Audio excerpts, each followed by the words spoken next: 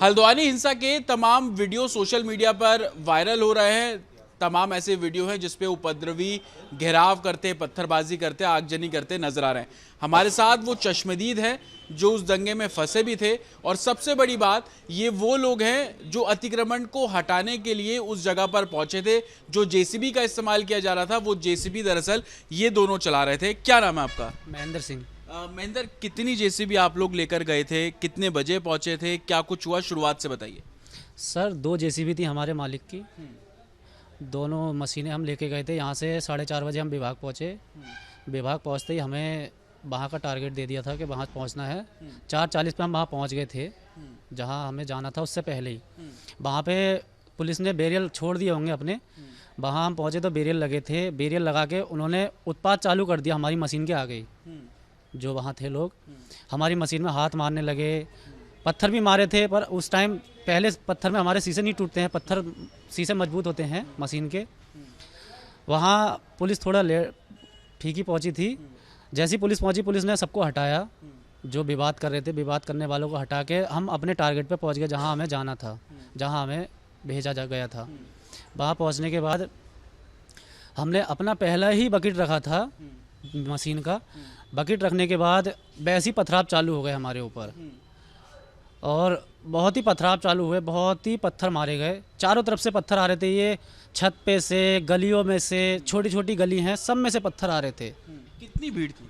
भीड़ बहुत थी, पुलिस से ज़्यादा ही भीड़ थी। पुलिस तो हमारी कमी थी, उससे पुलिस से ज़्यादा ही भीड़ थी। जब आप अपनी जेसीबी लेकर पहुंचे वहां पर, तो भीड़ पहले से इकट्ठा थी या जेसीबी को देखकर भीड़ इकट्ठा होनी शुरू हुई? पहले से भीड़ इकट्ठी थी, क्योंकि उन लोगों ने सब में से फ़ोन करके बुला लिया था। यहाँ किसी को नहीं पता, जो उनके वो थे धर्म के लोग, उन्हें सबको फ़ोन करके उन्होंने बुला लिया था वहाँ पे। अच्छा, फोन कर रहे थे वो लोग? दुकानें यहाँ 5:30 बजे बंद हो गई हैं सभी। क्योंकि हमें तो जब यहाँ आए मैं तो पट्टी करा के आया। हमने तो जान बचा के भागे थे वहाँ से, ऐसा पथराव हो रहा था। छोटी छोटी गलियों में से पत्थर मार रहे थे बच्चे, 8-8 साल के बच्चे पत्थर मार रहे थे। अच्छा, जो वीडियो हम लोग देख रहे हैं कि मुंह पे कपड़ा लोगों ने बांधा हुआ है, महिलाएं भी थी, तो उस समय क्या महिलाएं आ गई थी, क्या कुछ देख पा रहे थे आप लोग? महिलाएं पुरुष सब साथ थे, उसमें ऐसा कुछ नहीं है। सब पत्थर मार रहे थे, जो भी थे वहाँ पे सब पत्थर मार रहे थे। नकाब बांधे हुए थे चेहरे? हाँ, नकाब भी बांधे थे।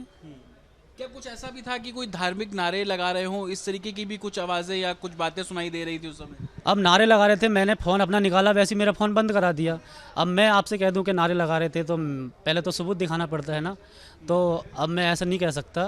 पर मैंने छोटी सी वीडियो बनाई है, उसमें उत्पात करते हैं हमारी मशीन के ऊपर सामान फेंकते हुए दिखाए गए हैं जब हम वहाँ पहुँचे थे तब। अच्छा, तो आपको भी मैं देख रहा हूँ कि चोट आई है, पट्टी अभी भी बंधी हुई है, तो क्या डंडे लेकर मार रहे थे आप लोगों को, या जो वो पथराव कर रहे थे उसका आप शिकार हुए? सर मैंने हेलमेट पहन रखा था, मेरे हेलमेट पे पत्थर मारा गया होगा। अब आप अंदाज़ा लगा सकते हैं, हेलमेट था मेरे सर पर, 60 टाँके आए हैं। 60 टाँके के बाद कितना मोटा पत्थर मारा होगा हेलमेट टूटने के बाद।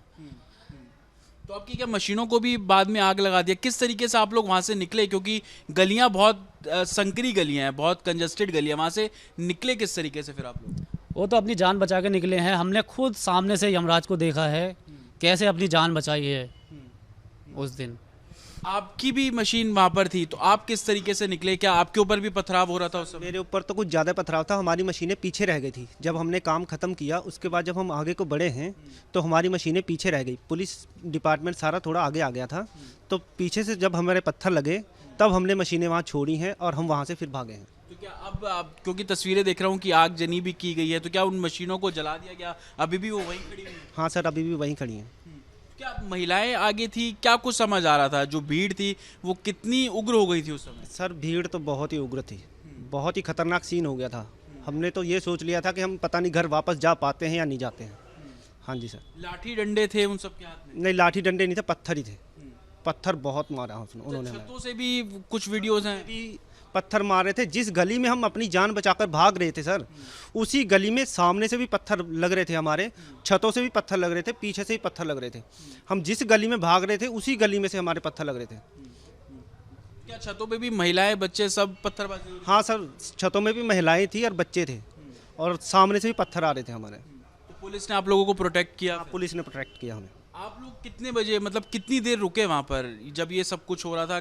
कितना समय लगा बाहर निकलने में? सर हम 4:40 पे वहाँ पहुँचे थे और मेरे ख्याल से अंधेरा होने वाला 6 साढ़े 6 बजे के करीब हम वहाँ से निकले थे। अंधेरा हो गया था, उन्होंने अंधेरे का फ़ायदा उठाया। तो ये वो जेसीबी ऑपरेट करने वाले लोग हैं जो अतिक्रमण को हटा रहे थे। आप देखेंगे कि 7 टाके यहाँ पर लगे हैं और वो भी तब जब इन्होंने हेलमेट पहना हुआ था। तो जाहिर सी बात है अगर हेलमेट ना होता तो स्थिति कुछ और भी हो सकती थी। तो जिस तरीके से आप बीती ये चश्मदीद बता रहे हैं कि कैसे पथराव हो रहा था, महिलाएं, नाबालिग बच्चे, आदमी सब मिलकर जेसीबी मशीन पर, एडमिनिस्ट्रेशन पर पथराव कर रहे थे। जिस गली से भागने की कोशिश कर रहे थे वहाँ पर भी पथराव किया जा रहा था। तो कैसे तैसे करके जान बचाकर बाहर निकले और ऐसे ही वीडियोज़ लगातार सामने आ रहे हैं। लेकिन चश्मदीद अपनी आप बीती बता रहे हैं तो उस समय समझिए कि जब वो वहां पर पहुंचे होंगे तो सीन कितना भयावह होगा। विजय फिरदौस के साथ जतिन शर्मा, रिपब्लिक भारत, हल्द्वानी।